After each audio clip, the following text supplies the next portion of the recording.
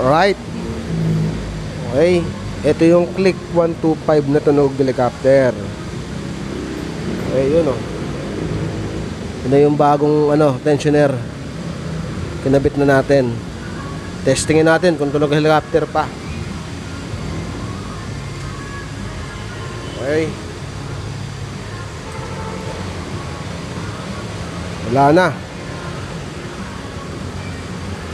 Maganda na. Wala nang tunog helicopter. Okay. Baka mangyari sa click nyo na parang tunog helicopter. Check nyo lang yan muna ha. Tensioner. Check nyo lang muna. Kasi nagiging ganito itsura nyan. Yan o. Yan. Dapat kasi ito nakaganyan yan no. Nakausbong. So yung kanya bumagsak na, malamang to sira na yung spring.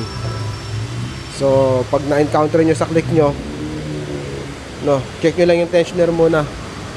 Yan pag tunog helicopter. Paano guys, rock and roll muna tayo.